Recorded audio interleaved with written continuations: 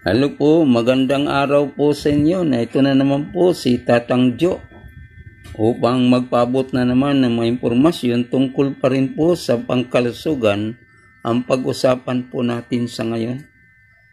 Ang pag-usapan po natin sa ngayon ang tungkol po sa gulay na kung tawagin ay broccoli. Kilala po ba ninyo ito? Ito po ang pag-usapan natin at ano ang mga benepisyo ng gulay na ito. Pero bago po yun, pakisuyo lang po na pakisubscribe kay Tatang Jo TV. Ito po ang pag-usapan natin, ang gulay na broccoli.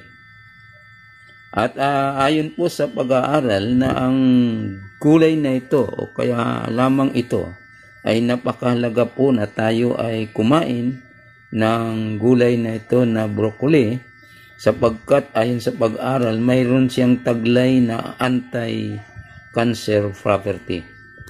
At maganda ito at magandang tulong ito lalo na po kapag tayo po ay mataas ang may problema tayo sa blood sugar o kaya pwede tayong kumain ito.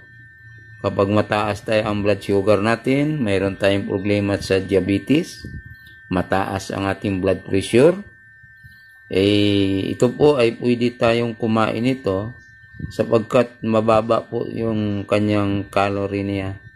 Yun. Kaya pwede tayong kumain ng nasabing gulay. At alam po ba ninyo na mayaman po ito sa fiber ang gulay na ito? At magtataglay din po siya ng vitamin C.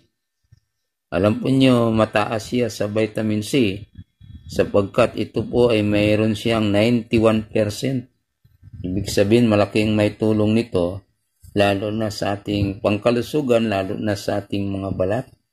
At mayroon din siyang vitamin K na mayroon siyang 77%.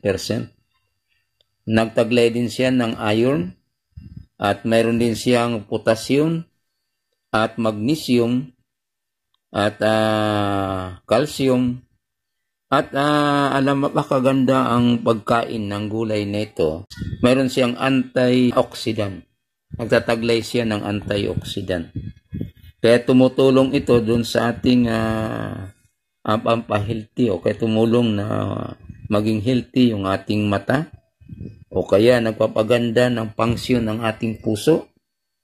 At ito po ay magandang pagkain para sa atin sapagkat ito po ay nagpababa ng timbang.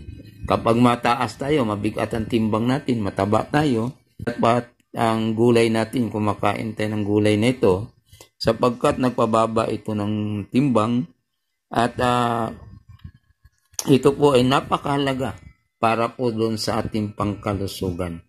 At sana po itong mga impormasyong ito makatulong sa atin na mahalaga ang pagkain ng gulay na broccoli sapagkat makatulong ito sa ating pangkalusugan.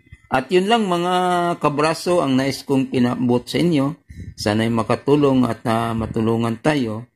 Yung hindi pa po nakapag-subscribe sa akin, pakisuyo lang po na pakisubscribe kay Tatang Jo TV. Muli, magandang araw po sa inyong lahat.